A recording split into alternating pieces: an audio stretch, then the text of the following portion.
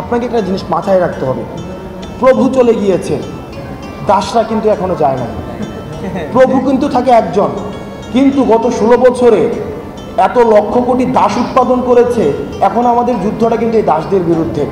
সময় রাষ্ট্র সংস্কারের বিষয়ে সমন্বয়ক হাসনাত আব্দুল্লাহ বলেন, শেখ হাসিনা সরকারি প্রতিষ্ঠানগুলো ব্যবহার করে স্বৈরাচারী রাজত্ব কায়েম করেছিল। সকল প্রতিষ্ঠানে সংস্কার করতে হবে। আমরা দেখেছি এই ফেসিস্ট সরকার তার ক্ষমতা টিকিয়ে রাখার জন্য মূলত সেই সবসময় ইনস্টিটিউশনগুলোকে ব্যবহার করেছে, সব কিছুতে ইনস্টিটিউশনগুলোতে ব্যবহার করেছে।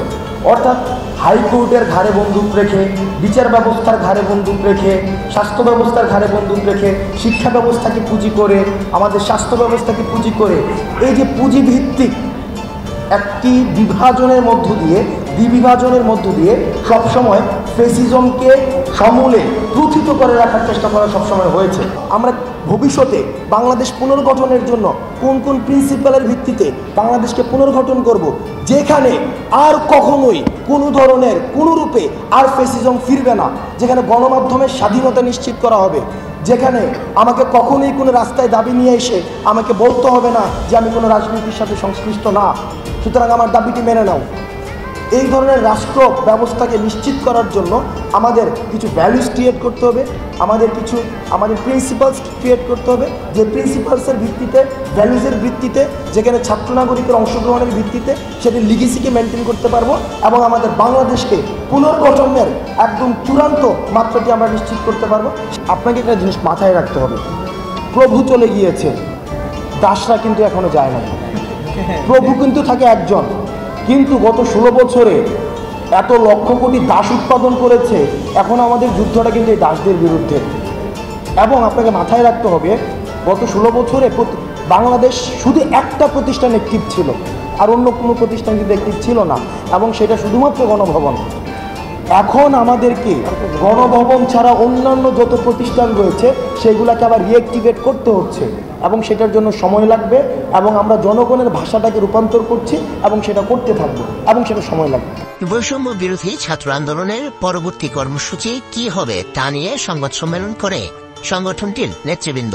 সংগঠনের জেলা উপজেলায় কমিটি গঠন, 6 সেপ্টেম্বর থেকে সারা দেশে সফর কর্মসূচি সহ গণ অভ্যুত্থানের 1 মাস পূর্তিতে শহীদ মার্চ করার ঘোষণা দেওয়া হয়। এ সময় যারা এই ফ্যাসিস্ট সরকারের পতনের জন্য, আওয়ামী লীগের এই দুর্বিষহ শাসন ও শোষণ আমলের পতনের জন্য নিজের রক্ত দিয়েছে, জীবন দিয়েছে, গুলির সামনে আবু সাইদ থেকে শুরু করে আমার হাজারো ভাই যেভাবে বুক পেতে দিয়েছে, একটা গুলি খেয়ে পরের গুলিটি আবার নিজের বুকে নেয়ার জন্য শক্তি নিয়ে দাঁড়িয়ে গিয়েছে। এখন সময় হচ্ছে আমার সেই ভাইদেরকে স্মরণ করা, ধারণ করা। সেই জায়গা থেকে আমরা মনে করি যে আগামীকালকে 5 সেপ্টেম্বর পুরো বাংলাদেশের প্রত্যেকটি জেলা, প্রত্যেকটি উপজেলা, প্রত্যেকটি ইউনিয়ন থেকে শুরু করে মহানগরের প্রত্যেকটি সেক্টর যেভাবে এক একটি যুদ্ধের সেক্টর হয়ে উঠেছিল সেই 5ই আগস্টের দিন কিংবা তার পূর্বের দিনগুলোতে, সেভাবে আগামীকালকে আবারও আমার ওই শহীদ ভাইদের স্মৃতিকে, স্পিরিটকে নিজের মধ্যে ধারণ করে আমার ওই যে আহত ভাইগুলো এখনও হাসপাতালের বিছানায় কাতরাচ্ছে, আমার যে ভাই বোনগুলো তাদের হাত হারিয়েছে, পা হারিয়েছে, চোখ হারিয়েছে, তাদেরকে স্মরণ করে, তাদের স্মৃতিকে ধারণ করে আমরা আগামীকাল 5 সেপ্টেম্বর আমাদের ছাত্র জনতার অভ্যুত্থানের 1 মাস পূর্তি উপলক্ষে আমরা একটি শহীদি মার্চ করতে চাই। এই শহীদি মার্চে আমরা চাইব আমাদের যে বাবা মারা, যে ভাই বোনেরা তাদের সন্তান হারিয়েছে, তাদের ভাই বোন হারিয়েছে, বিনয়ের সাথে আমরা আপনাদের প্রতি অনুরোধ করতে চাই, আপনারা আমাদের সাথে আসুন।